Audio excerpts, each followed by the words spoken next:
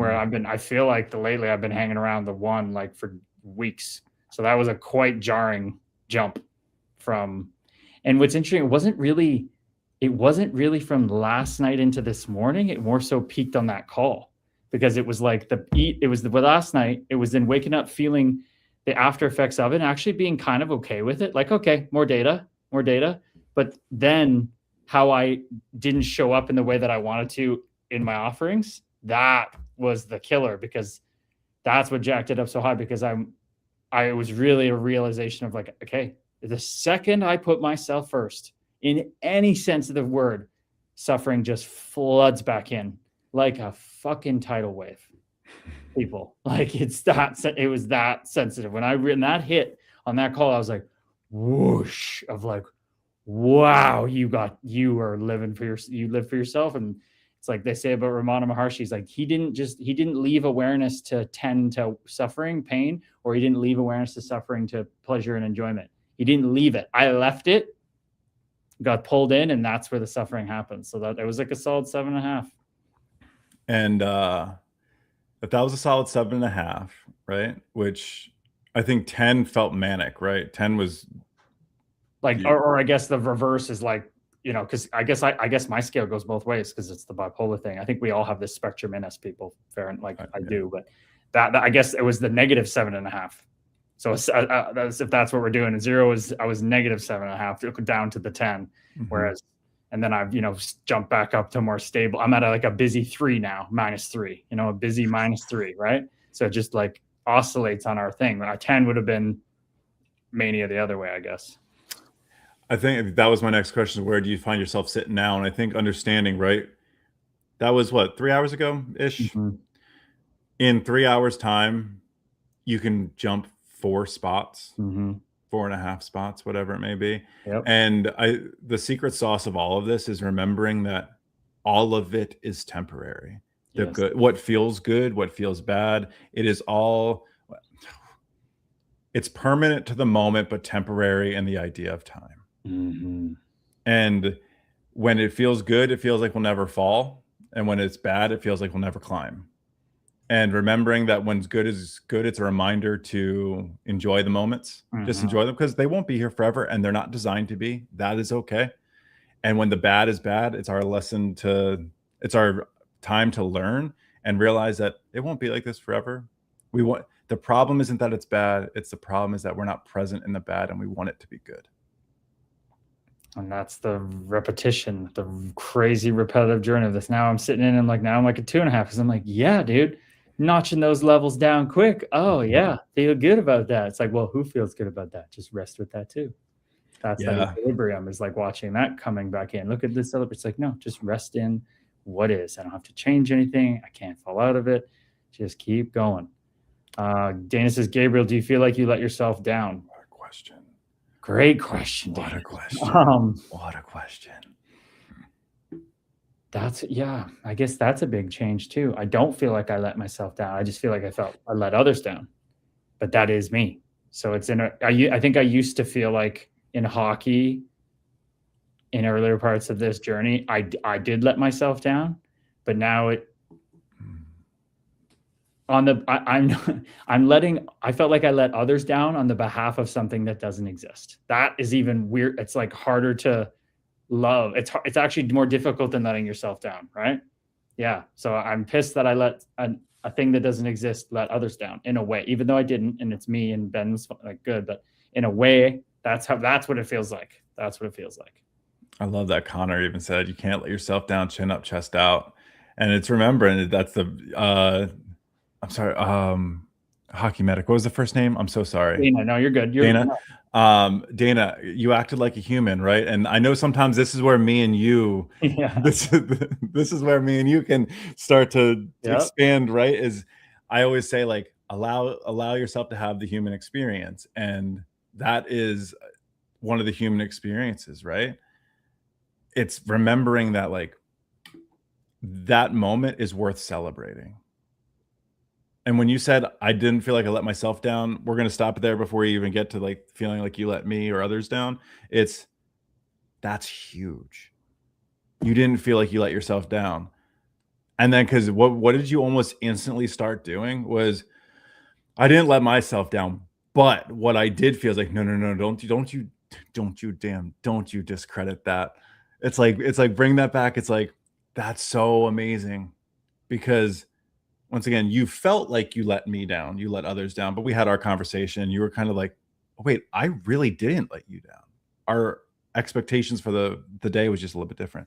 But I think that's where it's so important, is remembering, like, celebrate that for yourself, celebrate that for look at this community, just like so loving of I know, look at supportive. Cam. Like, Really appreciate your vulnerability tonight. I didn't get to see Cam on the weekend because I was at the freaking tournament. I said come at 3, and then I got talking to people, and I didn't want to be on my phone much. But anyway, I didn't get to see him. So there was another little tidbit thing. It's just like, but yeah, this is why we do it, and that's why I made that video one time. Like, thank you to the community, because starts through this Meat Monkey spacesuit, but now it's like it's serving me just as much as anybody else coming to this community for the love and light. Like, it's circled up around me tonight. That's why I put on my story, circle up, everybody. Like, gotta share, I'll fucking, when I got something, I'll share it every fucking night if I have something for you.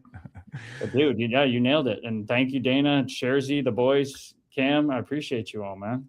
And remember too, man, like, I'm a big person in patterns. Just one of your greatest fights was literally on the ice. And you take a look at what happened and transpired this past weekend. It was a mixture of both. We're not going to assign negativity to getting back the pads back on, the helmet and the stick and like that. But some old patterns started to surface, which is funny, is it usually takes a minute for those to wind up and reveal themselves. And they revealed themselves in what felt like your safe place. Right? Me and you talking, working, that's like a safe space for you just to kind of be. So it's almost like at that time, your barrier was able to drop and you were able to actually feel the things that were going on in the background for a little bit. And once again, I take that as a huge compliment that that's a safe place for you. But recognizing like, oh, you're always allowed to feel the way you feel, but it makes sense. You're like, well, I was doing things that or reminiscent of how I used to feel. I was doing the things, I was going out to places, I was celebrating in that way and stuff like that. But once again, not like level 10 like you used to. This was like level 2, 3, 4 tops. The Doritos maybe took it to a 4. Like, and I think that's where it's to remember, just like you're able to give yourself that compassion, that grace. And I'm really proud of you, man. I'm really proud of you. And once again, it's not we're never finished products. It's all part of the journey. Dana says, Gabriel, you do not give yourself the grace that you would be so generous with to others. I actually disagree with you there, Dana. I really do. I think it just looks different for other people. This is a lot of grace for me right now to myself. I got to say, like in the past, you don't want to know. You guys I wouldn't have been doing this stream when I wasn't giving myself grace. Believe me, that would have been impossible. This is a lot of grace because it's sitting in it, talking about it. It's talking about it still in the same language. I'm saying my ego. I'm not saying myself. I'm keeping it separate. I'm doing all the things. I'm very happy with actually it, Dana. But I appreciate you. I just also, I don't know. It gets very difficult to speak about. But I'm just very happy that the tip tea, whatever, and the hockey this weekend. I was watching things just come up and let go amazingly, all these things, and it just. What I've found, people, is that it's almost, as I said to Ben today, we're not scared that we're inadequate, which seems like the fear, but we're scared of our own possibilities of how much light we can hold. Like, it's like, because it takes responsibility and it takes letting go. And that's what the ego constricts the body into thinking, right? So the ego is fine to keep you in fear. So let you stay down there. But when you start leaving it, it starts to pull you back. And it kind of pisses me off to say this, but like I almost made these decisions knowingly, but not at the same time. Like it's like it wasn't a completely unconscious decision. It was like, I'm going to test this, have fun. It's a refinement of the ego trying to find a way around still existing. It's just trying to stay relevant. And it knows it's been seen through, and it's just clawing like Wolverine at just like, I'm real. Don't fucking kick me out of here. Right. And then that's the loving it. And like, that's okay. It's okay. That's for you, Ben. Erica posted work with your inner child post. And I posted another one, I think today or yesterday, saying like the girl was like at her part of her journey. She's like, fuck the inner child. I thought that thing was real. And I was coddling something that doesn't exist. And I said, it's both and. You're here. that can be true, or you could be here and that's true. We're all just oscillating in the space of what works for you now. Sometimes you tend to the inner child. Sometimes you're like, hey, whoa, that doesn't make, I seen through that. It's just, that's what makes the journey so paradoxical. It makes so many people feel like, I just gave up with that. Well, don't worry, it'll come back around. It just takes time to be able to hold the both. That's where the meditation, that's why I talk about it so much, because it allows us to hold those paradoxes, man. I love that. I think I have a question for you. Just like an emotional investigator. That's kind of what I do. In that space, did you feel you were worthy of love unconditionally? Which space? The Today space with you? The space today. So, and I'll explain what I mean. And I ask this maybe because as a professional athlete or an athlete growing up, there was just kind of like a lot of worth can be dependent on output. And what I kind of started gaining a little bit today was proving that you're worthy of love unconditionally. So however you showed up today, it didn't really matter. Like, it wasn't like I was like, man, this was a fucking waste of a day. You know what I mean? Like, it was one of those things. It was like, in that moment, I don't know, maybe it's just retrospect, maybe we're still a little bit close to it, but that you were worthy of love no matter how you showed up and what you were going through. It literally didn't matter. You were still just loved. Not even just by me, but by yourself and by everything. I felt that not only with you, I do feel that for myself, but it's almost a frustration that I can't trust that I do. There you go. That's what he was looking for. There you go. I had it's that I know the plank's there to walk into the life that I want to live, but like, is it like, no, it's not. Like, I know it is, but I don't know. It gets very hard to talk about, but you can trust it, but scared to trust it. What happens to me? That's the fear ceiling you brush up against. And it's like trying to fight you back. And it's going to, right as it gets to the worst part, it's going to be, that's when the breakthrough happens, because you lean in and trust it when you feel that you maybe shouldn't. And I think Gina even talked about it. It's like getting around familiar, even not just familiar people, whether it be firefighters, whether it be hockey players, whether it be whatever it may be. You get into a familiar pattern of emotional, whether behaviors or whatever it is, and you start to just default. You become a chameleon. And what you are starting to do, and what I'm recognizing, at least in our experience together, is you're depositing proof that love isn't conditional based off your output. And you're still really early in this journey of what you've been working through, right? Like, still very, very early, and just, I'm not even going to call like awakening, enlightenment, none of that shit, like, of your awareness of the journey. Like, and so you just have started depositing so much proof. So today was literally just a picture of like, yeah, I have trouble trusting it. Well, how I would say is like, of course you do. You don't have 30 years of reps under your belt of this, right? Now it's just one of those, like, I asked that question just so there's a little bit of awareness of, do you or don't you feel that way? And it's not my job to walk you there and force you to drink it. But I think it's really important for you to realize, like, the problem isn't the unconditional love, it's the inner trust of it. Now we just go back to the reps, baby. That's it. That's it, man. There's no fancy formula. It's just back to the reps. There's the reps that ends all reps. This is the pain that ends all pain. I'll go back to this stream. I'll lean into the documents that I've had. I wanted to do it back over there when I meditate. I want, let me, I'll listen to this and I'll stretch and I'll meditate. No, it's just wanting to like do all these things, right? It's just like, no, do the bare minimum that you tell everybody else. Just sit down in silence and fucking just do that. I know you don't want to. And it's like, okay, so now we'll have the stream. Then I'll listen to that before bed, little programming, go to bed, wake up, boom, here we go. It's back to the reps, baby. But thank you so much, Lisa. So proud of you. Lisa says, enlightening Erica. Yes, very lovely.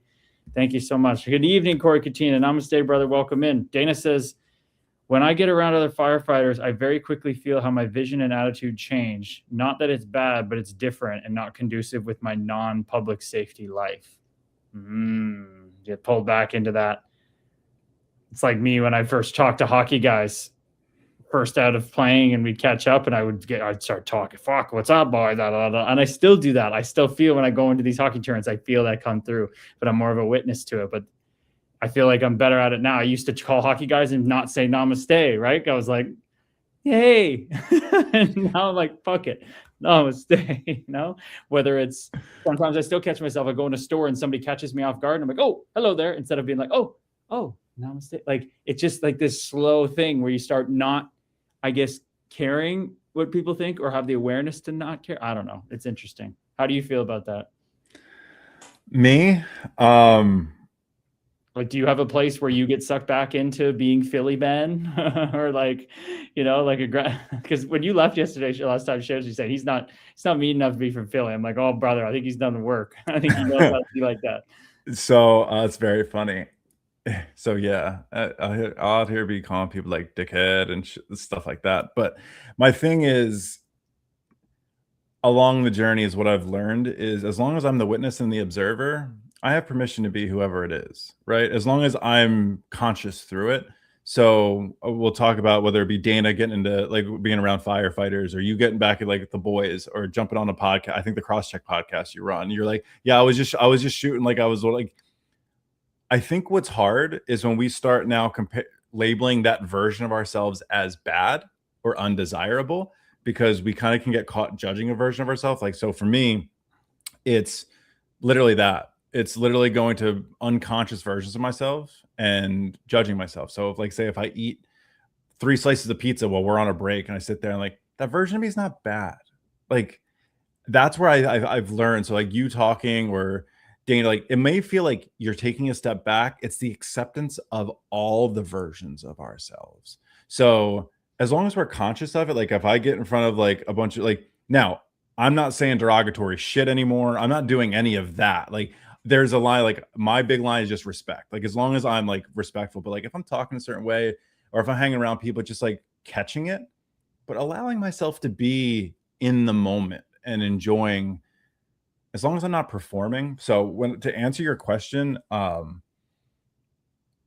can't say there's a specific thing because I think each moment and environment requires me to show up in certain ways. And I've learned to have grace with the version of me that's required to show up and not judge it. Yeah, you've been out here doing the work, man. You've been out here doing the work for a while. When was your big low point? What year again? There's been a few. A big one was probably my first low was probably about when I was like 26, 27. And then was that in Florida? That was before Florida. That was when I was living in Philly. I was living in South Philly. And then the next one was when I was in Florida. It was probably 2019, 2020. But I can say this, it wasn't like pandemic induced. It was a lot of things under the bottle cap that just, I was exposed to a stressful environment of feeling restricted and claustrophobic in a place I didn't want to be. Mm-hmm. So, and it wasn't because of the pandemic. It was my partner at the time just she wasn't able to go to where we were going. Mm-hmm. And she was honest and truthful about it, which I highly, highly respect. But that put me like into a corner. And, you know, like if you feel like you're put into a corner, you want to come out swinging. And my nervous system came out swinging. And it's like I fell off a cliff, just 8-hour-long panic attacks, things we've talked about. So yeah, I would say I was age like 31 to 33 was the greatest lessons I've ever learned was during those times, 31 to 33. That's what I'm in right now. We all have it's all means something different, but Sherzy, that's why you never count your days, because day one can always start over again tomorrow. Amen, brother. Or right in this moment. Right in this moment, it can start. That's big rehab. That's big on like AA stuff. Is every day is day one. I really do like that mantra because it brings you back. Every moment's moment one. It's just like, oh, I'll be happy tomorrow. No, you have the choice to be happy now. That's it. Put the Mondayification of everything. I'll go to the gym on Monday. I'll start eating better on Monday. I'll say, no, I can start now by just taking 3 deep breaths and setting the intentions and stuff like that. Wow, my nervous system's tired. Yep. Honor that, man. Yep. You know what's really funny too? I can't remember exactly. I don't know if it was at Fresh Burrito where we got the burrito, but there was literally like a poster that had red grapes on it. And I was just standing there like, yeah, that's a synchronicity that I'm not paying attention to right now. But why am I not paying? Why? It's telling me right there. It's right there. Could walk out of the store right now. There's the grapes at home. Right. It's right there. And I was like, I got this. I was like, sure you do. Oh, you know what? So here's an interesting perspective. I don't think you made, I think you agree with me. It just doesn't feel this way in the moment. I don't think you made one wrong choice. I didn't. No, that's exact. Well, I know that's why it's so hard. If we're always going to catch ourselves in these word traps, and that's what's fun about it, and that's what makes it interesting. But yeah, I would just never be on here if I didn't have anything to talk about. But that's it. Yeah, I didn't make a single wrong move. I didn't do a single thing. I didn't fall out of love. I didn't make a mistake. It's all data collection. The way I'm just trying to make a joke about it and change it up. Like there was the grapes thing on the wall, and I just was like, meh. How cool you noticed. Of course I did. Your awareness can't not. That's all I think about all fucking day, people. All fucking day. And you think that's exhausting, all that stuff. Anyway, that's just my path. That's what I've studied at the point to be at the focusing on the I am and all these things all the time. So just is where I'm at. And it's almost like too, it's like doing this. It's like, yeah, I can go back to the love and light. It was almost just like dipping a toe in that little water of fun side again. It's not fun. It's always a letdown. You never left the love and light. It's nothing to come back to, man. Couldn't possible, man. You never left. It was the illusion of feeling like you did, right? And once again, that's the judgment that comes up. And I think Dana said it, going back to white knuckling situations, I think a certain amount of awareness, fear, is good because it keeps you from being complacent. It's the observation of recognizing that fear is present. Right. I think that is so incredible because it's the opportunity. So we were talking about this on a call. I was like trying so hard not to get like deep into like the weeds of it because you're nervous. We just weren't there. But it was just like, this is the whole human experience. This is the illusion of duality.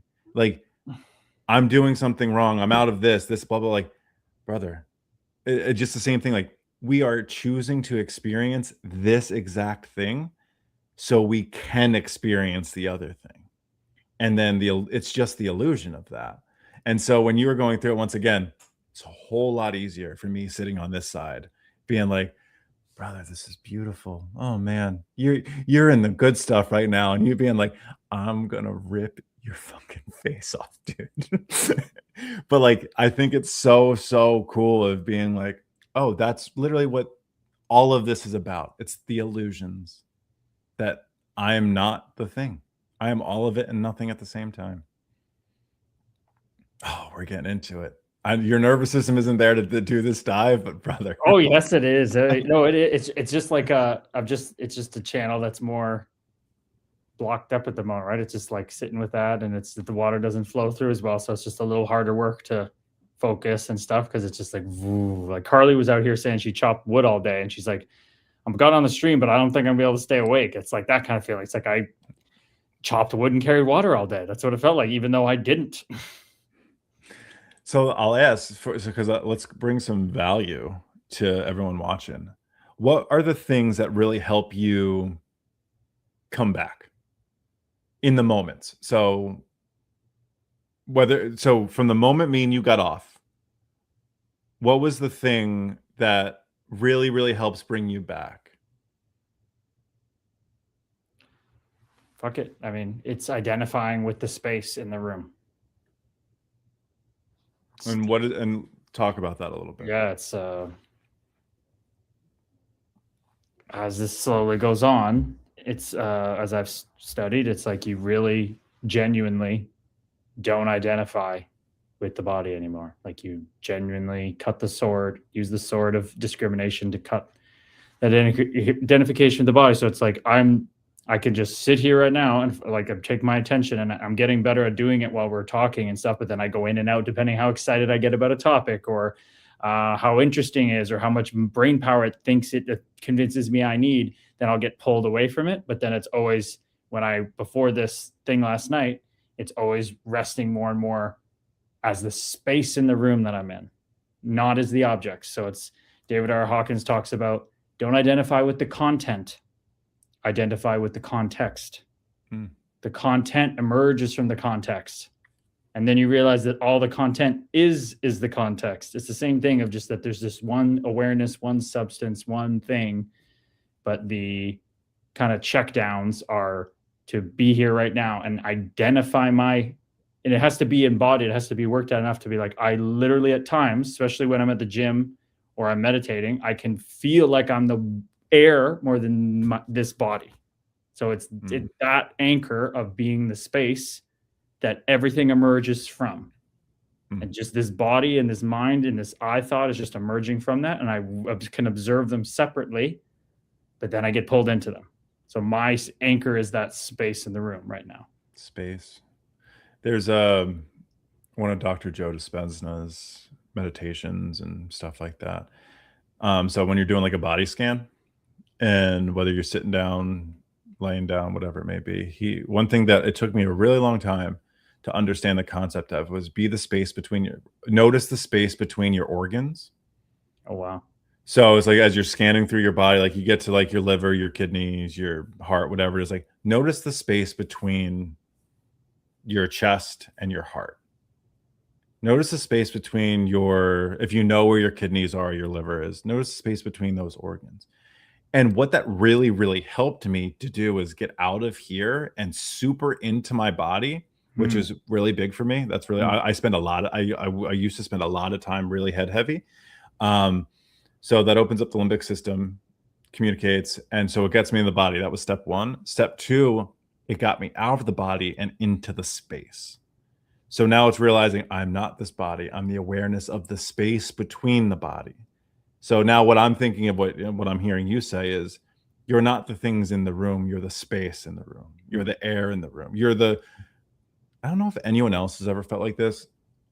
I want to know, I know it's subatomic particles and all these things, but like the space between me and this, like, what is the space that we cannot touch, feel, see, breathe, all that kind of stuff? Like, I don't know if it's called dark matter, whatever it is, but like, because I feel like that is just something we all are, and just whatever. I know you. That's exactly what I'm feeling into. It's like we use an ocean and all that stuff, but we know an ocean ends on one continent and ends on another continent. It's like, no, this is a substratum. It's whatever this is. So people call it alive stillness, divine consciousness, whatever. It's like that. This right here, right? Rupert Spear says there's the space in this room. Is it only inside these four walls? It's like, no, of course not. There's just there's a box of walls around it that make it seem like the space in here is separate from the space outside the building. That's what we do with our body. We think that this body are the walls of this room and we're the space inside the body, when all this body is walls to a building where we're also the space inside the room and outside in the world. But it's hard because you can't conceptualize it. It's not a liquid. It's not a air or gas. It's just everything emerges from it, from inside out, for no direction, spontaneously, for no reason. It just poof, here it is. That's like a dream. When we wake up from the dream, it's all nothing. I had a craving in my dream last night. What was that made out of? My mind convincing me that I wanted to have a dream about this. Today I wanted to have a dream that I was going to be like to call my brother and be flustered and him be like, hold space. And that's what I wanted to live today. And it's fucking awesome. It's fucking awesome. There's a common thread there, and it sounds like this idea of belief.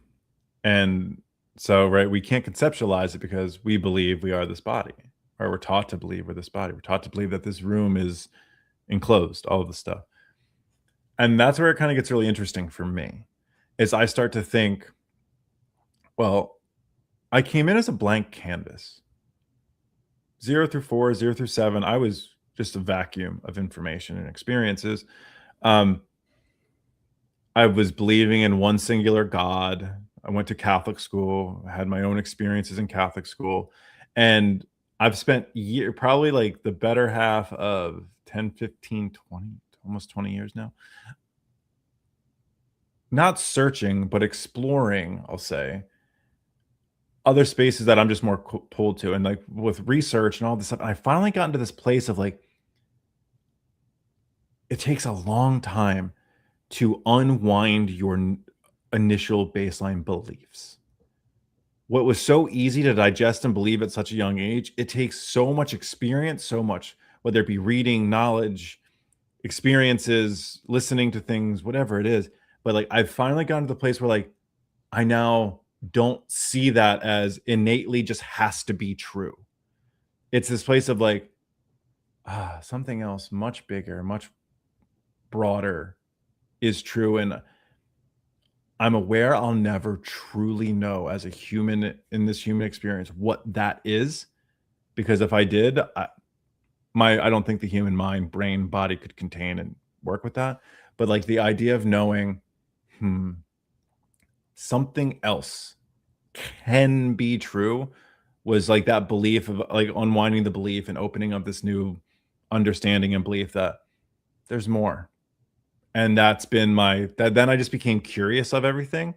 And that's why like I hold space for people who believe in one thing and don't believe in others. It's like, yeah, how interesting. Even if I take like 0.1% of what you're saying, interesting. I love to learn about people's beliefs. That's such an interesting, yeah. I mean, I never got raised with religion, so you had those kind of beliefs of so and so instilled in you. I got them secondhand from society, but you got them. But it's like, yeah, it's so freeing when you find out, oh, it doesn't have to be black and white. It doesn't have to be binary. Oh, it's what I want to make it.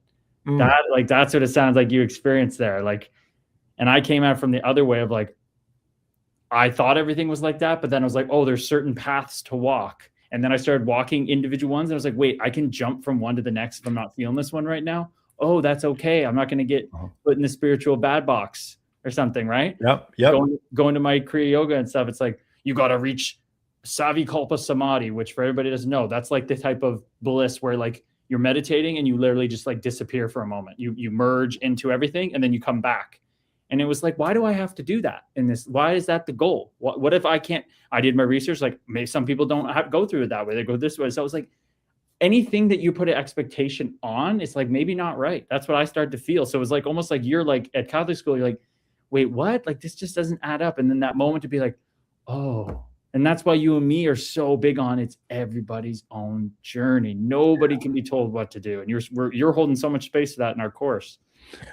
You know what's interesting is, once again, you kind of get out of the Catholic school system and end up going to the public school system. And I would say probably around, I remember the first time it came out of my mouth, I think I was like 24. I was a viral manufacturing manager at a pharmaceutical company, which was a different life ago. And someone goes like, well, what religion are you? What do you believe in? And I go, I don't know. I don't really believe in religion. I'm atheist, all this stuff.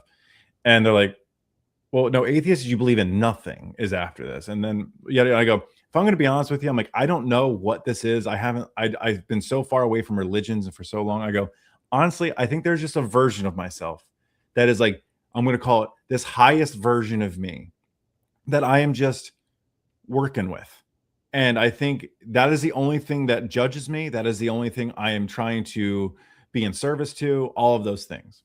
Fast forward like 5 years to 28. I go and I find like Buddhism, I find like Hinduism, Taoism, all this stuff. And I'm like, I wasn't taught that. So that like came from my essence. And so like, that's where I go, that's my, I don't want to say like my innate belief, because I believe that beliefs can change, but I go, that was not fed to me. And I didn't just like connect that dot because it felt good. I go, this is just what I believe. I'm like, I don't know what the name of that is, but I was like, I just feel like there's a highest version, aligned version, whatever it is.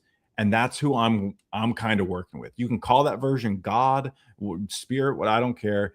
And then all of a sudden, like I've read plenty of books and had plenty of experience. So I go, yeah, I still believe a version of that. Like but the only difference is I'm not separate to that.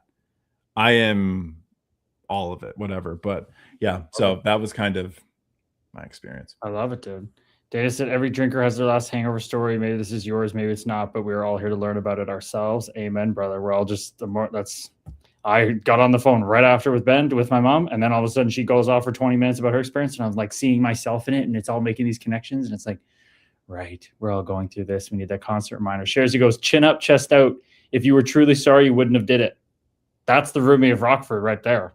That's the kind of shit I vibe with, Sharzy. I love that. I fucking love that.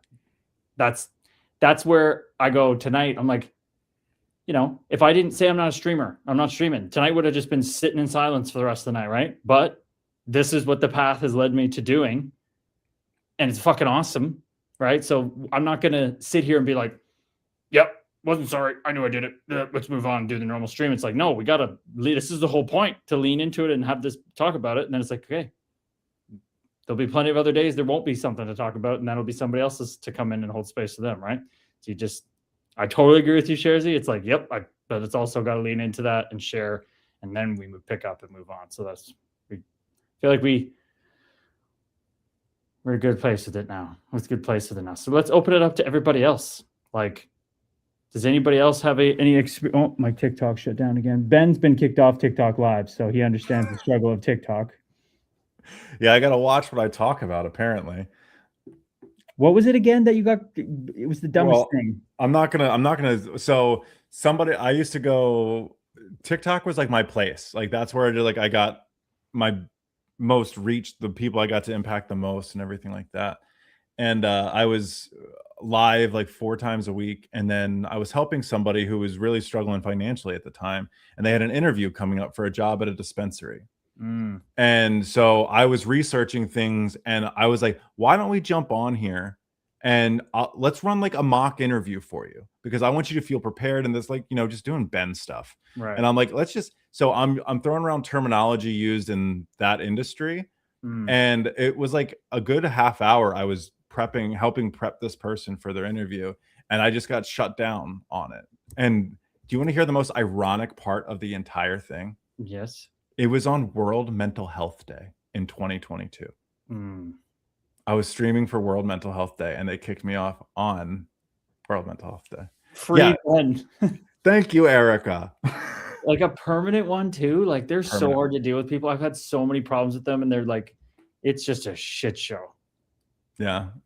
So if you want, my main account is somebody like you .official on there, and you like once again talk about origin stories. If you scroll down, like I'm talking about like Dolores Cannon stuff, Dr. Michael Newton. I'm talking about like beginning of my spiritual stuff. I stopped making content around it because it started to feel like I was making content for show, and not blew up, right? You blew up doing it pure, and then you felt it shift. Yeah, and I was like, this isn't authentic anymore. So I want to talk about mental health, and everyone's like, we want to hear the other stuff. And I was like, I feel like that stuff's for me. And now I'm in a place now where like I feel like I've married them and have an understanding, and I'm just actually practicing it. I'm not just starting out reading books and talking about what I'm reading, like the 3 Waves of Volunteers, which great book, highly recommend it. But yeah, but I got kicked off from streaming.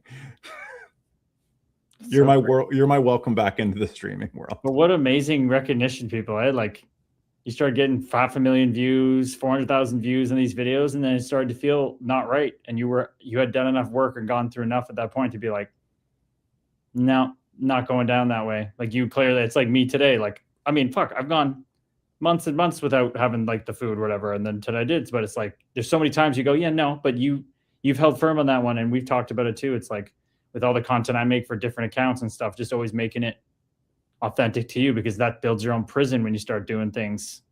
Start building the prison around yourself when you start stepping outside of what you should be doing. And you kind of know, but that ego entices you in, just like it did today with me, or last night, right? Oh, dude. Well, so we talk about this all the time, because obviously being a professional athlete, there's this thing of me of like, oh man, am I able to sit in the same room with him? So my highest performing platform was TikTok. I was at the time before I left, it was like 50. I was at like 50K, right? At 50,000 followers.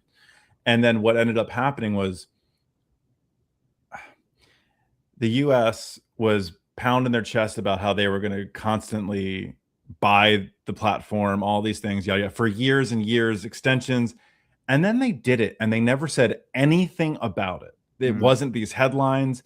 All of a sudden you got this notification that was like, blah, blah, there's just a change. And I looked into the change because I want to know. And it was like somewhere in the US bought this, blah, blah, blah. And I was like, that's really sketchy.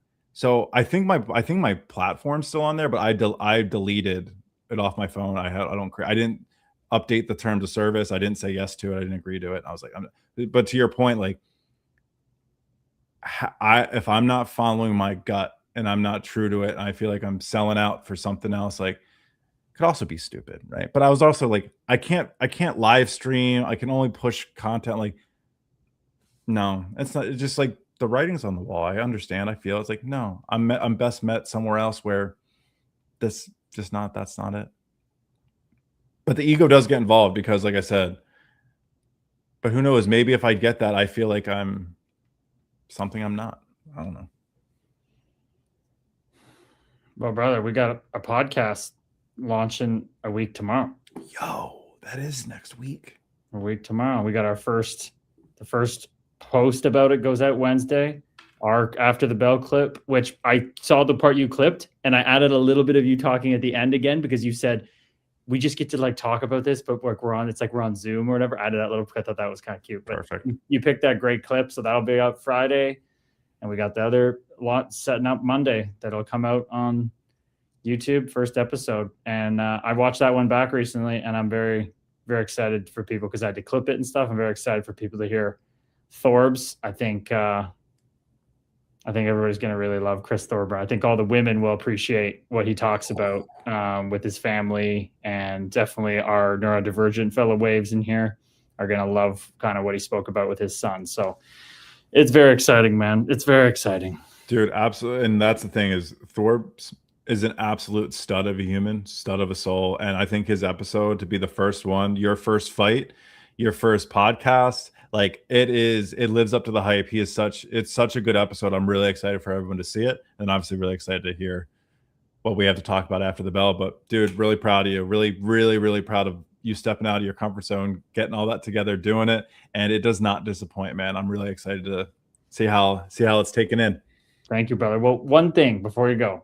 Yep. I would love for you to talk about, just because I'm just going to reflect back, was like, you clearly are going good on it, but what's working for you right now, or how are you feeling? Or maybe there's stuff under the surface because we focused on holding space for me today, but what are you feeling with your journey with the money, with reading that book that you're reading, with feeling, all type of ways about this part of your journey? It's funny. It's all stuff, we feel like we know. It's just another opportunity to practice it. And the big one is being the thing that you are striving to be. So just being it, choosing to be it and do it, and recognizing that it's going to feel like you're an imposter and you're kind of full of shit. But it all starts from a place of thinking. So anytime old conditioned thoughts come in saying like, no, I'm not worthy of that. No, I don't do that. No, I can't do that. All of this, it's just catching it and then being like, I can do that. What does it feel like that I can do that? And then feeling it, even if it's for like a split second, be like, that's what it feels like to be able to do that. That's what it feels like to make that level of money. That's what it feels like to be on a podcast with a former professional hockey player. That's what it feels like to be stepping into this room with other people. And all of a sudden, what starts to happen is you start to realize that awareness starts to grow a little bit more. So what I've really been doing, what's really been happening for me is it starts with like quiet and meditation or breathing, setting intentions for the day. And then my wins folder, my binders in the bedroom, but then clocking all my wins through the day. So I have proof of all the things that I am worthy of. And so now I have proof, then I journal on it, but catching the thoughts, replacing them with what I am in service to, what I'm becoming, what I'm working towards. And then the biggest part is feeling what it feels like to be that thing. So it's priming the nervous system, we talked about last time, for when it arrives, it's not a threat to your body or mind. It's prepped for it. Oh, people, that is fire right there. And I know Cam Scully here is a big Michael Singer guy. That's what he speaks about, positive thinking. And Yogananda talks about it. See the negative thought? Okay, I don't subscribe to that. Replace with a conscious thought. But the key, as he's saying, to sit with that conscious thought, go, okay, I replaced it, move on. Take that split second where you're like, right, this is what this feels like. Oh, yeah, another check, another drop a penny in the piggy bank of that nervous system being prepped for what the abundance is going to flow. It already is flowing through it. It's just getting used to it. Oh, that's fucking Amazing, people. That is amazing, dude. What a practice. I appreciate it. And last thing I'll say is not operating from a place of want. The book I'm reading, A Pocket Full of Money, talks about the word want is from a place of absence. If you're going to say want, replace it with desire. Because if you look it up, want means it's a lack. There's nothing there. Desire is like a wish that comes from a place that it's possible. So you're not wanting anything. Otherwise, you just innately are telling yourself you don't have it. So it's like desiring this, putting the attention out in the universe, and then releasing it and acting as if, and all those things. So yeah, brother, I appreciate you. I appreciate everyone for allowing me in on the space. I think I'll be seeing you on Tuesday. Yes, sir. He's going to come back Sunday, Tuesdays now for the next little bit. Thank you. Everyone's so kind. You are so welcome. And yeah, I'll be back on Tuesday. So if you have any questions for me in the mental health space, my journey or whatever, I'm here to answer all of them. Brother, I love you so much. So proud of you today. Thank you. I'll talk to everybody soon. Send love, brother. Thanks for the time spent with me today, brother. I really appreciate it. I love you. Love you, bud. Wow, people. Thank you so much for all the little questions and comments as we were talking. We were talking today. We'll get better at, as we get in the flow, we've been used to talking like after the bell type clips and just going back and forth, but we'll get used to having him on the stream and we'll get more interactive with it and stuff. Today was supposed to be like that, just a more like whatever fun interaction, talk with you guys. But then we had this roll through and I think, Ben just is a fucking all-star. And, he asked me today after the first time he held space or whatever earlier, he's just like, how did I do? How did I do? And I was like, dude, you killed it. You killed it holding space. He's so good at just shutting up and listening and asking questions back. You can tell he's been coaching people for, I think 7-8 years now. So really knows what's up, people, but always fine tuning his craft because he lives it. It's not something which is fine. He's had to work jobs like that. You've got to work those jobs at time to get to the jobs that you want to be doing. I had to do hockey, which I didn't even know I wasn't going to like at one point, basically, or shouldn't be doing. I just followed my highest excitement. Ben did too. And that's brought him right to where he is, to constantly work on himself as he holds space for other people. And that's what allows him to hold the space, to continue to do the work, to continue to put his oxygen mask on first. What a kind and wise fella. Amen, Cam. Amen, brother. Thank you for sharing what you went through this weekend. Thank you so much, Erica. I appreciate you. Oh, man. And that's how it's already, whatever. He said, what did it get to today? I guess so the scale is, this is the middle way. This is what we're all shooting for, 0. And then there's, I guess I'll go to my right. I'll go to my left for you guys because you see my screen. So this is like downstream, I guess. This would be like the depressive states. And this is the manic states. And we just want to be right 0. So yeah, I jumped down to like a -7. And I feel like I'm at like only like a -2 now because it's the processing. It's the being where you're at. And it's just going to keep evening back out again.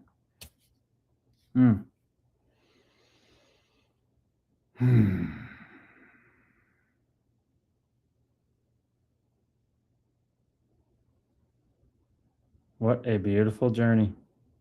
What a beautiful privilege it is to experience duality, to experience the contrast.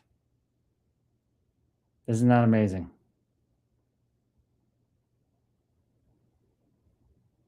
What would this life be without it? Well, it wouldn't even exist. It's the whole point we're here to do and feel. Namaste, Jordan. Thank you so much for the kind messages, brother. Yep, I saw that. I can't answer the message though right now since I'm on the stream, brother.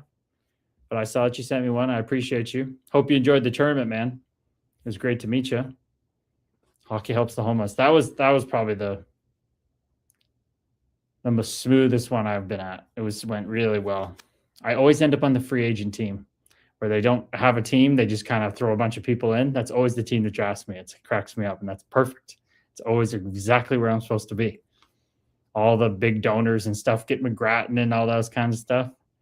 They always call themselves the ragtag bunch, and we all get to know each other because most of them don't know each other. So it's really fun.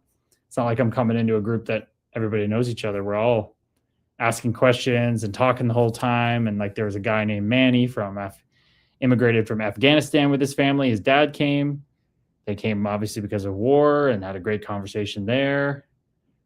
I go for the conversations. It's like the same thing as the stream for Jesse and everybody. Come for the hockey, stay for the love of the night. It's like I go to Hockey Helps the Homeless technically for the hockey, but it's really for the love and light and the conversations and meeting everyone.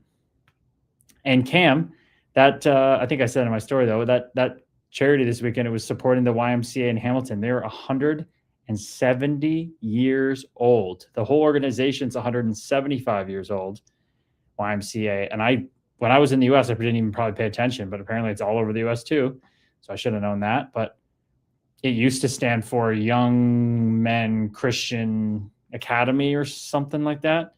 But it's nice to hear that they've dropped the Christian affiliation. It started out as that, but now YMCA is just YMCA. It has no meaning. It's just the long-standing symbol, but they don't subscribe, let's say, to the association. Yeah, they don't subscribe to the Christian values anymore, which there's nothing wrong with them per se, but it's separating that. I don't know. It's kind of like church and state this thing. It's fine that there's Salvation Army and other those things. That's wonderful, but I love that the YMCA doesn't have that, let's say, dogma with it, right? Of this is the right religion kind of thing. It makes it definitely feel a little more inclusive, I would say, right? Yes. So Cam, you must be coming up here soon, right? You're gonna go and play some tipty. It's hit or miss though lately, right? Because there's a lot of people that play pickleball, and if there's too many people playing pickleball, we don't get to play tipty. So I didn't play it on Friday because of the tournament. The week before it was too busy, but it's very fun. Jersey, depending on where you lived in your Rockford, you had to pass a YMCA to get to the rink. There you go. I was at the freaking Holiday Inn or whatever. What is it? No, the Residence Inn in Rockford. So I always had to drive west into Rockford and east out. Namaste, Jesse. What's going on, brother? How we hanging, dude? He's back in the house. Great to meet you as well, Jordan. It was awesome. Yeah, I'm glad you had a blast at the tourney, dude. But we are up on all platforms. That's like the first night that all of them worked really well. There's been no problems on 6 different platforms we're streaming on right now. And there hasn't been one problem. Funny how that works. We'll see soon. Cabin being moved Wednesday, so coming this week. Very nice. Very nice. Oh, I love how you live, dude. It's just simple. That house is, and is it how you do it comes with heating your house, right? Because you said it's just for kind of like a more of a winter one though, right? But it just will stay warm on the colder nights? Or how does it get heated? Jesse, Catholic on fire tonight. 1 goal, 1 assist. Hopefully he wants a Gordy. Who are they playing, Jesse? Who are they playing to see if he gets a Gordy against? Who is his candidates to fight? But what a freaking player he's turned into, man. I bet you Ottawa's kicking their freaking selves for giving him up. Oh, he had no points his last 10 games, so this is a big night. Goal and assist for him. Like 18 points in 80 games, +1, 140 PIMs. Like, can win faceoffs. Plays hard every night.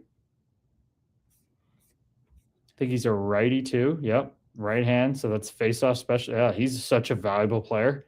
Very rare that your really good tough guy could be such a good right-handed face-off guy. And he's only making 1.5 till 2028. But he's just loving life that he's been guaranteed a spot in the show. Gets to play every night. That's fucking got to be so fun, man.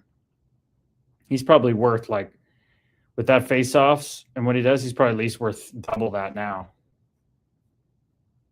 At least $2.5 million. It's freaking awesome. Is James Hagan playing his first? Oh, James Hagan's in the minors, 4.6 games. 4 points in 6 games in the minors for James Hagan to start. Good for him. Isn't Porter Martone's lighting it up too, right? Like he's just been lights out.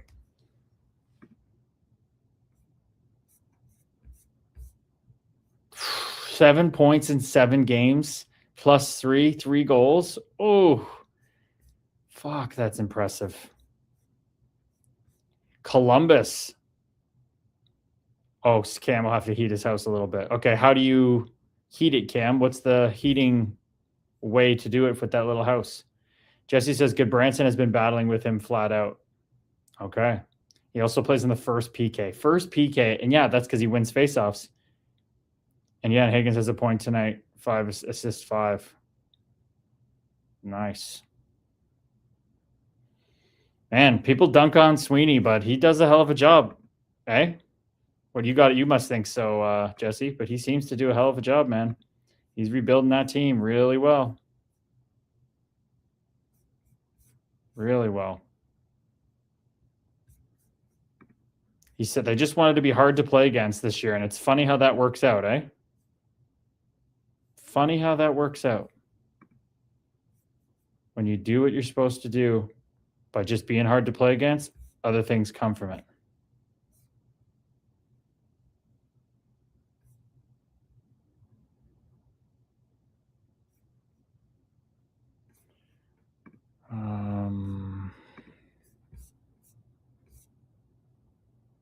The Boisvert video on X got a good viewing.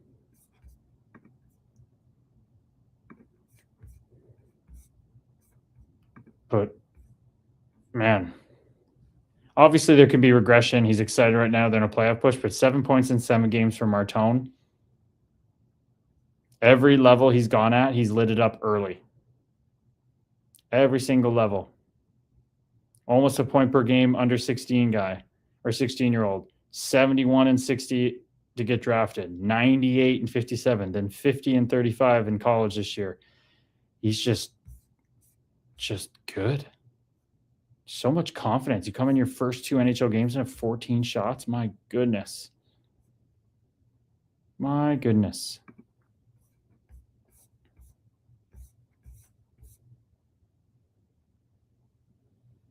Is Corey Katina out there still? Because I have a question for Corey Katina about goaltending.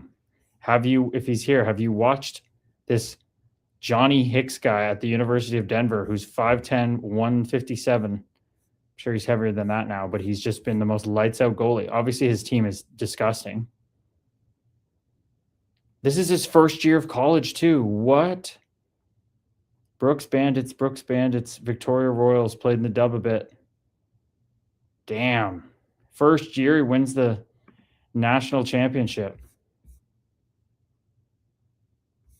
That's obviously such a stacked team. Like a 1, 2, 3, 4, 5, 6, 7, 8, 9, 10, 11, 12, 13 draft picks on 14 draft picks on the Denver hockey team. Wow. That is a lot. A lot of guys I haven't really heard their names of before.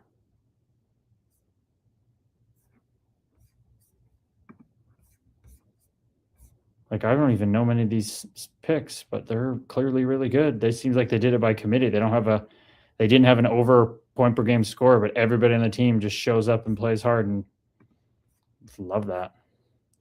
Oh, Corey is here. So Corey, what do you think about this goalie? Rookie guy? Is he just playing in front of a good team? That's a small goalie these days, 5'10". Whew.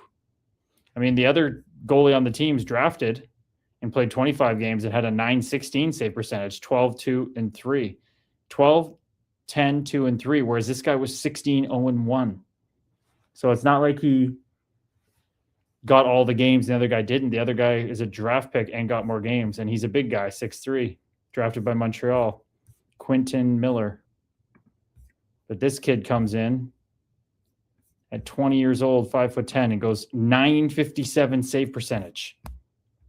20 years old. That's crazy.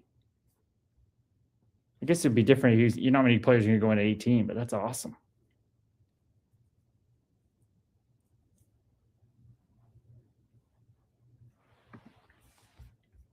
Cam's bed is heated.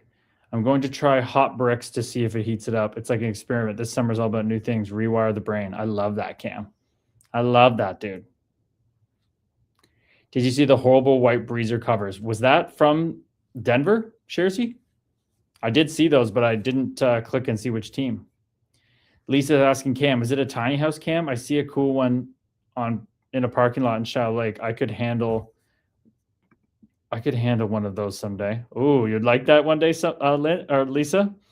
Like to make it super simple and just live like that? Oh, Rockford's new jerseys. Oh, wow. Rockford has new all-white jerseys. Jeez. It's a weird time to... Why did they put them in at the end of the season? What was it, a certain night, Shersey? Corey says he played well. The size may end up holding him back a little bit, but if he keeps stopping the puck, that's all teams are going to care about. Seriously. Like, it's not like the other guy had a 950 save percentage as well. The other guy had almost a 500 record, but this kid has 16-0-1 record. Literally didn't lose a game in regulation the whole season as a 5'10" goalie. Like, they're just doing something right there. Johnny Hicks. Johnny Hockey. He must be freakishly athletic.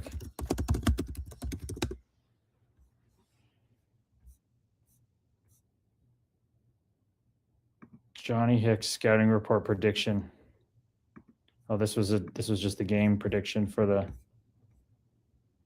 Yes, Lisa Jude. I'm with you, Lisa. Well, I think I want something really simple like that. I think I'm spoiled right now. I don't deal with house stuff with my mom, right? I've kind of gotten a break from that because I have all these other things, but I am just all about convenience and quieting the mind, of course, and a little house like that, not much to clean. I guess for you, Lisa, you wouldn't have to clean anything for a while. You've been cleaning for so many years. You'd love to not even have to clean your own house.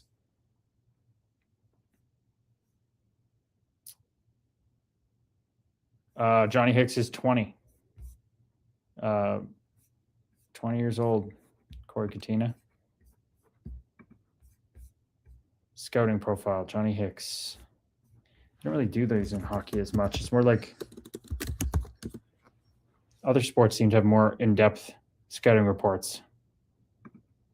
Should NHL teams be interested in NCAA standout goalie Johnny Hicks? So this is April 10th before he won.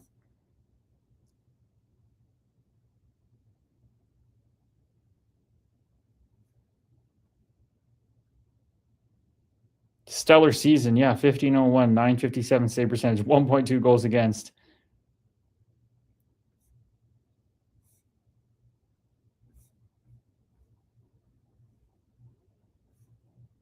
Okay, so we have some NHL goalies talking about him.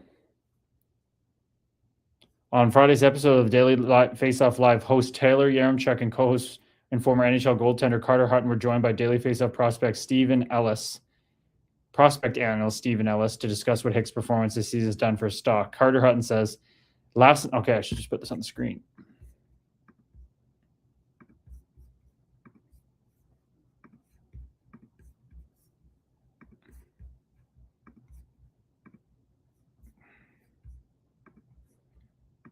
See here. Last night in the Frozen Four game, there's a talent galore, right? One thing kind of reminded me of goaltending, Johnny Hicks. He's been so good. Can Johnny Hicks, at his size, his skill is so good, can he make the NHL? Is it legit? I know we've seen a big push of smaller goalies with Wolf, Greaves, Saros. Is this legit, or what's your take on him?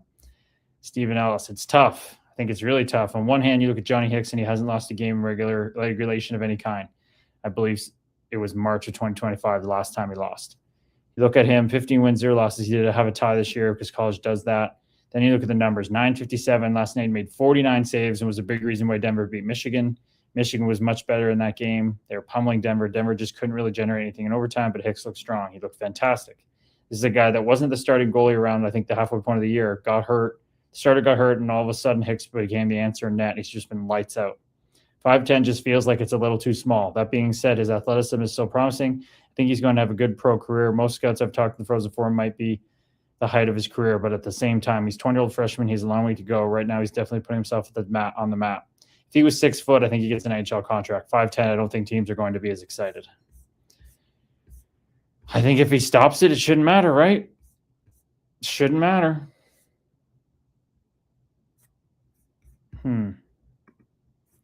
Very interesting.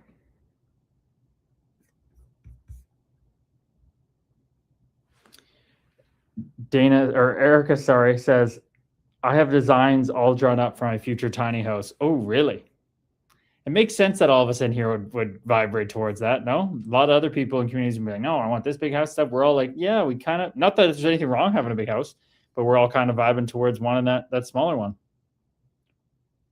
What do we got in TikTok here? Will Arsenal bottle the league? I have no idea about soccer or football there, brother. Footy? No idea. No clue. Valley Boys Beard, what's going on, brother? Says still going live December 29th. What's up, brother? How you doing? Oh, did I still haven't changed this? When I go live, it says I'm going live December 29th. Oh, dude, I got to write that down. I didn't clearly write that down last time. So let me do that. Fix TikTok live date. Thank you, John, Valley Boys Beard. I appreciate you. How you doing, brother?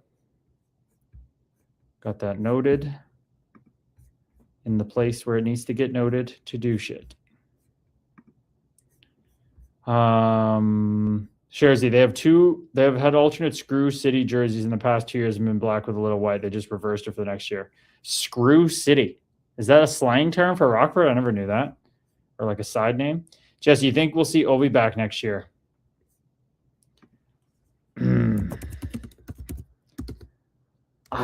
I think he will come back. I don't think he should. I think he should go to Russia.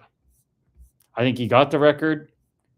Do you really need to get the hits record? I think he's farther away than I thought he was from it. But 30 goals, I mean, fuck. 32. 32. The team just seems to be underperforming, you know? Alex Ovechkin hit record. Will he come back for that if he finished with the all-time? As of April 2026, Ovechkin holds the all-time goals record with 895, having surpassed Wayne Gretzky. He's also the NHL leader in power play goals, shots on goal, overtime goals, game-winning goals, and goals scored at a single venue. He has the most 40-goal seasons, 13, and shares the record for most 50-goal seasons at 9. What about hits? I asked about the hits. Hits record. I want to know the hits record. As of early 26, Stouch, he has over 3,800 career hits while simultaneously breaking all-time scoring records. Total career hits, 3,870. What's the record for hits? NHL record for hits all time. Cal Clutterbuck? 4,029. Okay, so he's at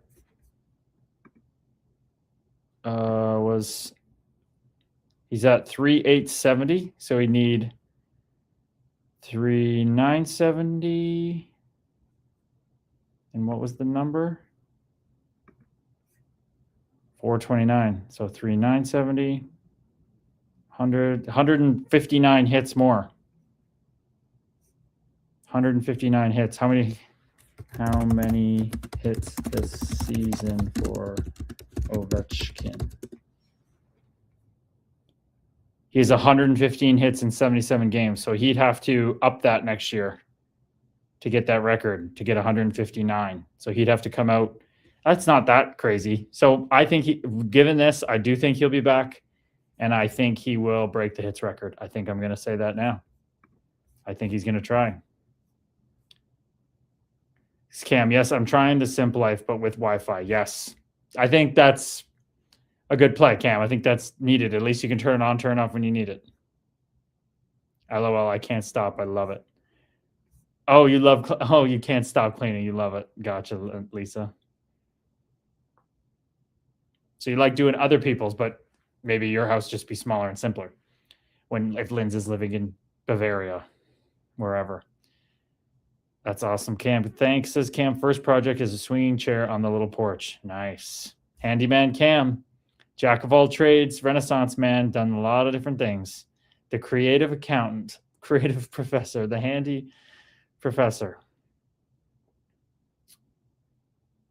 Ice Hogs legend, Carter Hutton. Ex-Coyotes legend, Carter Hutton. He will make a ton of money in Europe. Oh, that goalie will make a ton of money in Europe. Got it. I've always wanted to go fully off-grid, says Sharzy. I could see that, brother. Linz, a tiny Scandinavian cabin on the water or in the mountains is my dream. A tiny Scandinavian cabin on the water. So now you're thinking Scandinavia, Linz. Not thinking Germany, thinking Scandinavia. Carly, Monsters have a 6'7" goalie that we all groan when he's in net. Size and everything when it comes to goalies, but 5'10" is going to have a steep hill to climb. Amen. Or Bavarian Castle says Lance. There it is. Corey says my money is on Ovechkin will be back. Rockford was the top screw manufacturer in the United States. Oh wow, Screw City. That's a fun way to use that name then. Ooh, mountain cabin, says Carly. She's thinking llama stay in the mountains as a llama. Cam, when he spoke after the game, it felt like he was coming back. Okay. So you have that intel that you saw him speak too. Rockford still holds the title of the screw fastener capital of the world. Wow, that is such a random thing to have. Dana, I bet the scorekeeper may help him out a bit on those hits next year. I think so, Dana, and I think they helped out Cal, and I bet you they helped out Clutterbuck and Matt Martin too. Everybody used to say that in those Islander games, they would just plug them up, right?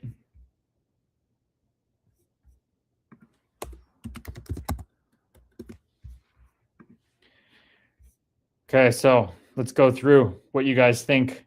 Who has the most hits in NHL career? I'm not going to put it on screen. I always say I'm the Jill of all trades. Okay, so Erica and Cam both are the handy people.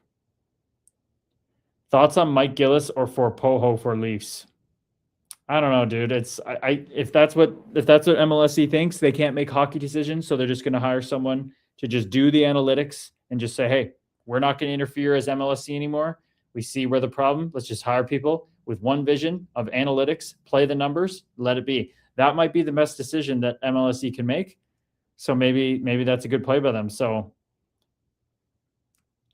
if that's the mindset, great. If they're going to try to hire these guys for analytics and then control what they do, then it won't work. So those are my thoughts, I guess.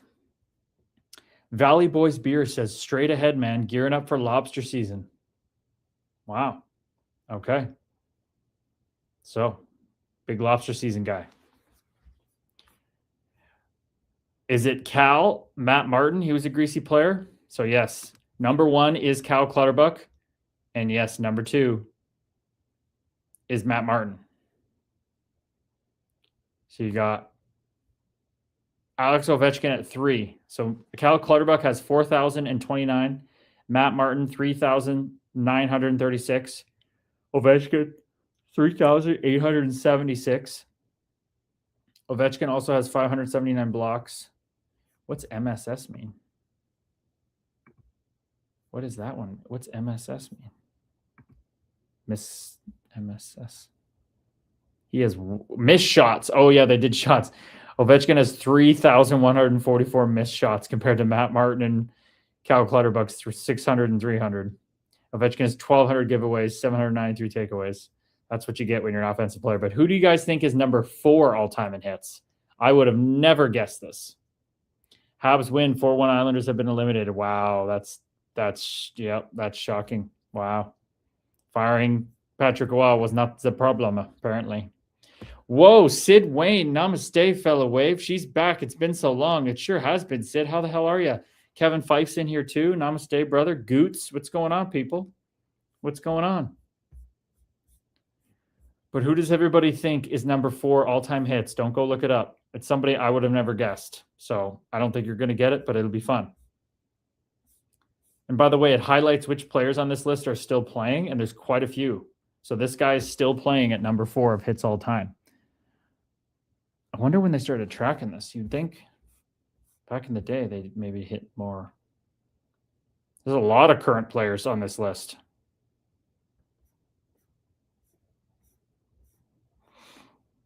A lot of them. Be pretty cool to be on that list, man. That must be pretty cool for Cal Clutterbuck to be like, hey, I held the most hits for that long. I know, so I'm not going to say, says Corey. I appreciate you, brother. You could have told us if you knew. If you're a guy that's dialed into this, you could have told us. But if you looked it up, that's different. But if you know, say it. Say it, Corey, if you know it. Why not? Sharzy says, who is 4? Revo? It is not Revo. Revo is 7. Revo is 7. So go for it, Corey. If you nailed it, you got it. Shen, absolutely. Yeah, Luke Shen. I was shocked by that one. Guess it makes sense, though. He's played for a lot of games, 1,121 games. Luke Shen has played for Toronto, Philly, LA Kings, Arizona, Anaheim, Vancouver, Tampa Bay, Nashville, Winnipeg, and Buffalo. 1, 2, 3, 4. Holy shit, 10 teams already. He's the most on this list. That is a lot of teams. Damn. You'd think some place would just want to keep him there for longer. If he's such a good dude and so many teams are wanted, at what point are you just going to stay there? I heard it mentioned during a game I was watching. Oh, okay. Ex-Coyote legend, super nice guy. Oh, yeah. He wouldn't be keeping getting jobs if he wasn't a nice guy, you would think. Feels like so long ago we had Shen. Yeah, the Leafs drafted him, right, Cam? So we'll just read off the next ones. Dustin Brown is number 5. Milan Lucic, then it drops off 400 hits. Milan Lucic, number 6. Reeves, 7. My buddy, or Dr. Jekyll, Mr. Hyde himself, Radko Gudas at 8. Brooks Orpik at 9. That's pretty cool. Nick and Marcus Foligno. Almost the same amount of hits, and Marcus has played over 300 less games, and they have the same amount of hits.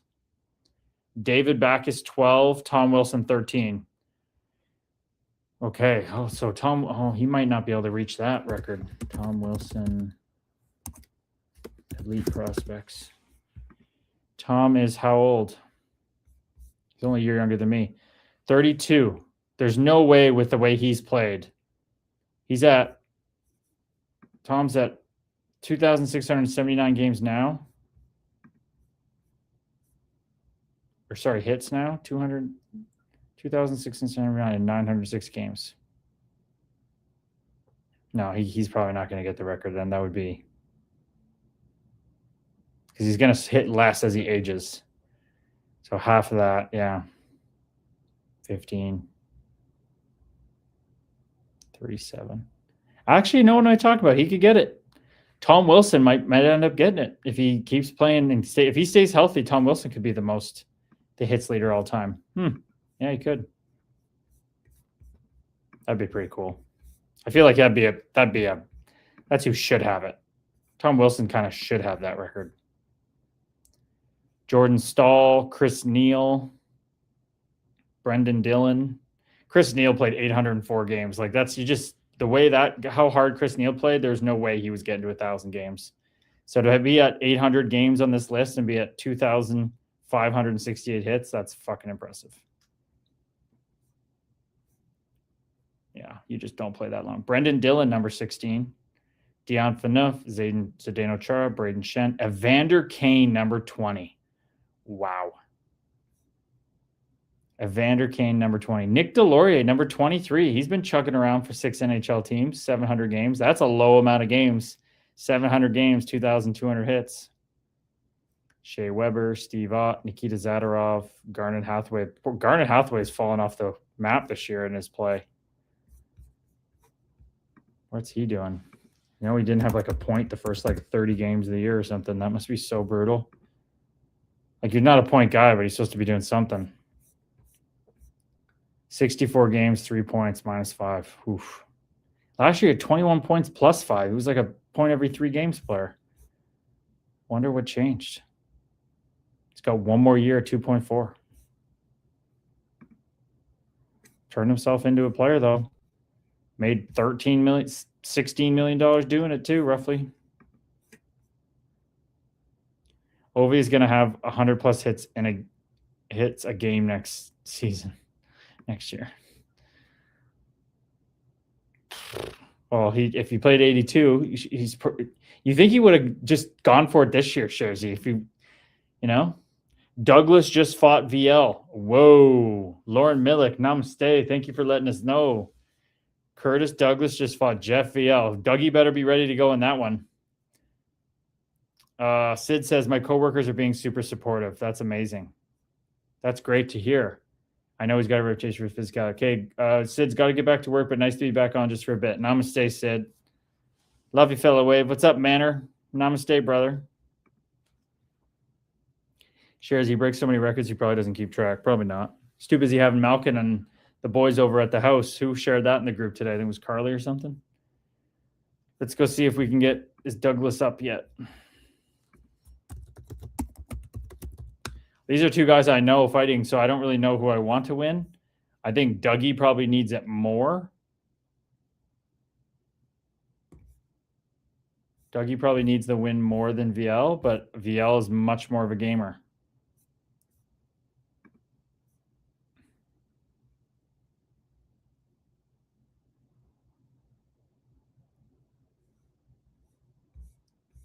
Okay, so this was 2 minutes ago. Yep, you were on that one, Lauren Millick. We'll have to wait to see when it comes in. No word on how it went yet.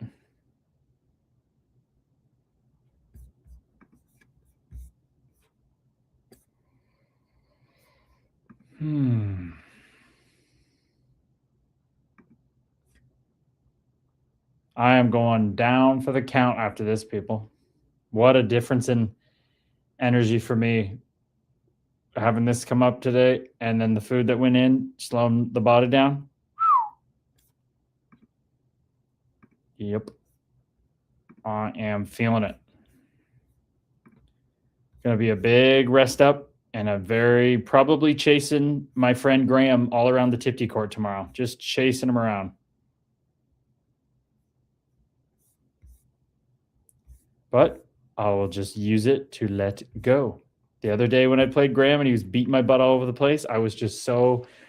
I literally didn't get 3 points in a row against Graham the other day playing Tipsy, and I just had to, for an hour and a half, just take it. Every time I got 2 up, lost a point, I just had to be, let it go. Back to the drawing board with more experience, more data. Too bad Brendan Zenz wasn't here tonight. I think he would have said something.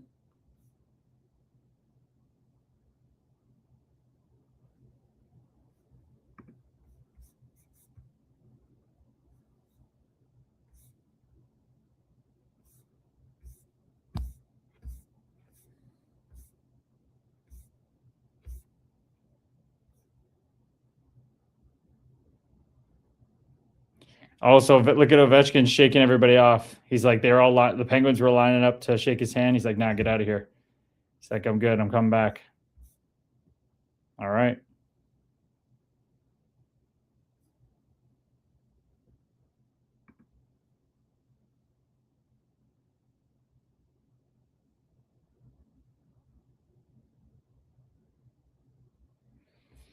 Wow, what a reminder this is, people. What a reminder this is. Look at this.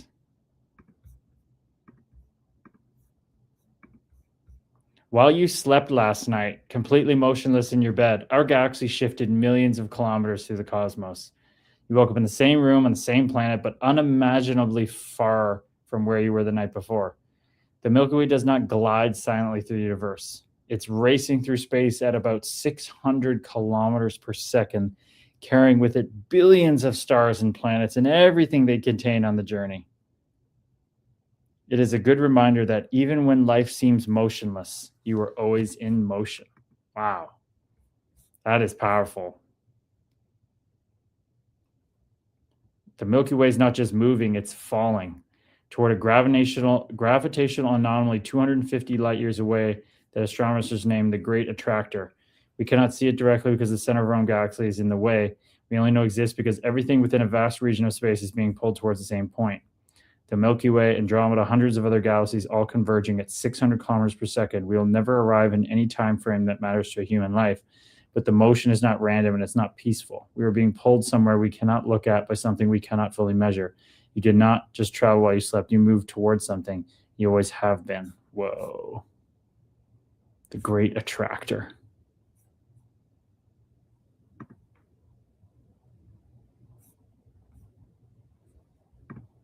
So cool, man. So cool, dude. I fucking love space. God, it's all about perspective. It makes eating something just seem so irrelevant. Here, let's do some more humbling before we go. The mass of this black hole should mass humble every physicist who thinks we understand gravity. M87's central black hole is 6.5 billion times the mass of our sun. It's 30 billion kilometers across. It spins at 80% of the theoretical maximum speed allowed by physics. It's firing a plasma beam at near light speed that it stretches 5,000 light years in space. To put 5,000 light years in perspective, if you started driving at highway speed when the Egyptian pyramids were built, you'd have covered roughly 0.00005 light years by now. This beam covers 10 million times that distance. Plasma travels in a spiral along a coiled magnetic field. Hubble watched it for 13 years just to confirm the motion pattern. And the beam isn't just decorating empty space. Stars near its path explode twice as often as stars elsewhere in the galaxy. Nobody knows why. The lead researcher at Stanford said they don't understand the mechanism at all. The black hole eats roughly 90 Earth masses of material a day. The energy output from that feeding process matches the power of the jet itself. Then it gets into all these numbers with joules and those things I don't even understand. There's no human analogy. Your brain runs on 20 watts. This thing outputs more energy per second than every star in the Milky Way combined. And we photographed it with a telescope in 2019. Fuck, it's so cool.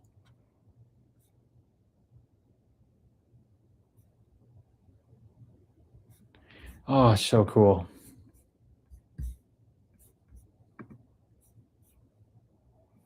What is this all about? 1978, psychologist Phil Berkman tracked down lottery winners who had won between 50,000 women and asked them to rate their happiness. Common sense suggests they should be ecstatic, but their answer shattered every assumption about human nature and desire. The lottery winners were no happier than the people who had never won anything. Worse, they rated everyday pleasures lower than the control group. Watching TV, talking with friends, eating breakfast, receiving compliments, all of it fell flat and meaningless compared to before they won. Winning eliminated their problems, and eliminating problems, it turns out, eliminates the neurochemical rewards that make being alive feel worthwhile. Oh, it's so good. Watch how carefully you curate your struggles. You manufacture manageable drama because your nervous system needs the chemical cocktail of stress hormones mixed with the possibility of victory. You pick fights with family members who still love you afterward. You create relationship drama with partners who don't actually leave. You argue about politics online when the consequences stay digital. Real chaos would humble you. Real peace would destroy the identity you've spent decades building. Oh! Real peace would destroy the identity you've been building for decades. That is fucking deep, bro. Oh. Wow. Real chaos would humble you. Real peace would destroy the identity you've spent decades building. That's what I'm going through. I feel the peace, but then it almost wanted to go back and be tested. This is a really long post. So I don't think I'll read the whole thing, but damn.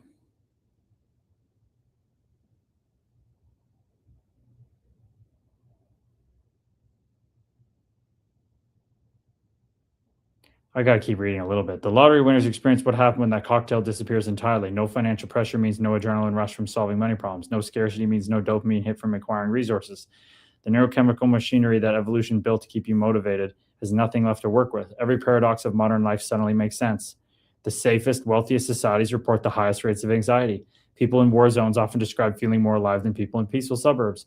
Emergency room doctors become addicted to high-stress environments and struggle with normal civilian life. Your ancestors survived 200,000 years of constant threat by developing world systems that activated during challenge and uncertainty. Those same systems shut down during abundance and predictability because evolution never had to solve problems of prosperity. The brain that kept your species alive was never calibrated to keep you happy once you won. Social media gives you artificial enemies you can defeat without real consequences. Workplace drama gives you conflicts you can navigate without risking actual survival. Consumer culture gives you problems you can solve by purchasing solutions. All of this is designed to trigger the neurochemical patterns your ancestors experienced during actual survival challenges safely contained. This is why it's so beautiful what's happening today. It's the dance of letting go more. And that's what makes it worth it. We don't have the cheat codes to the game. We are the cheat code. We get to play it.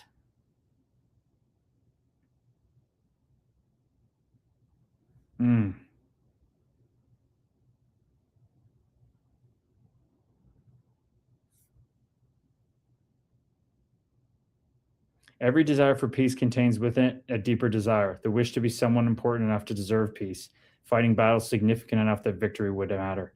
That earning never ends. The chaos you want is control wearing a disguise, and the show must go on. What do you think? Oh, it's amazing. So beautiful.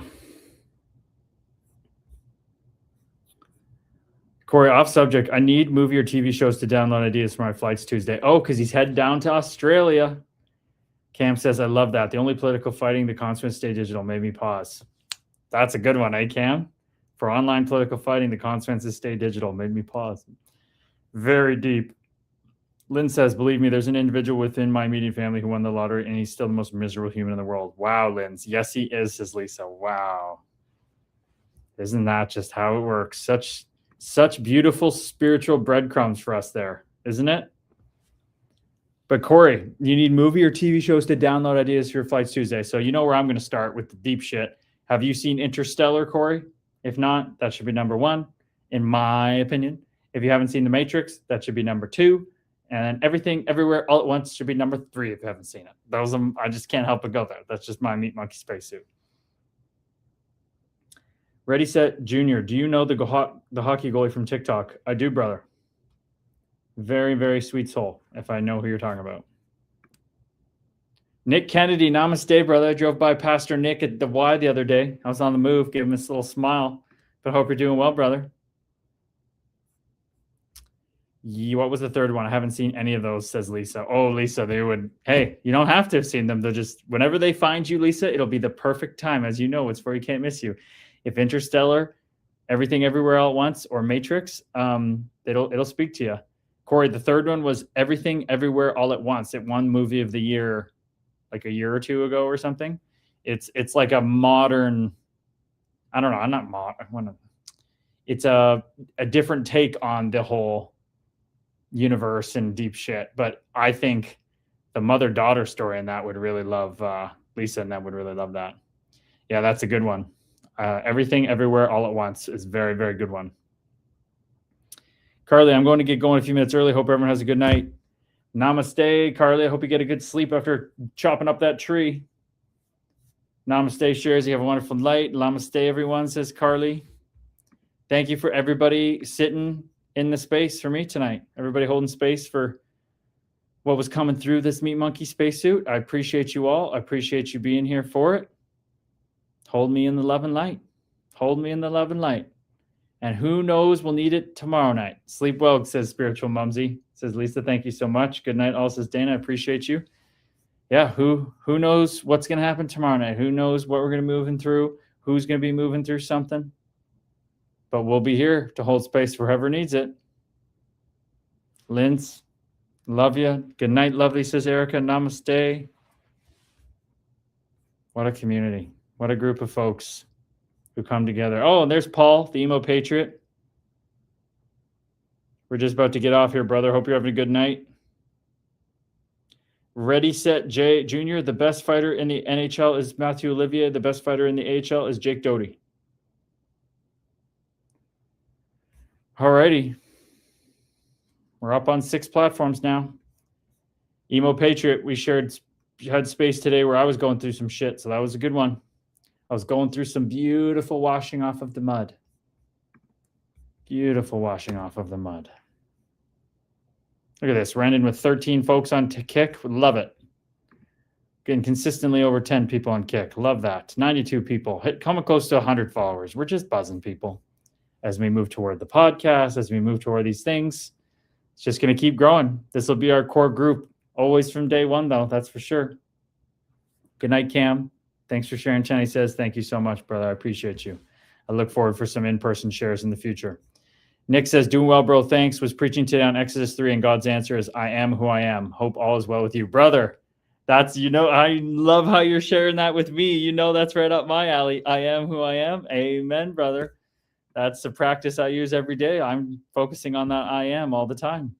I am that I am. See, brother? We're dialed in. You knew I would like that. Thank you for sharing. Thank you for sharing that, dude. That'd be a good conversation we can have about that for sure. Now that he's not as busy, doesn't have his attack rap, he's not at the practice all the time. Maybe we're going to link up with Nick Kennedy here soon. All right, people. I love you all. Have a wonderful day. A wonderful present now moment. See, even my language gets different when things are a little different and off. You'll see. We'll bring it back around. It'll come back around. Nobody's here to bring it back around. Namaste. I love you all. I love you all. Night, Paulie. Night, TikTok.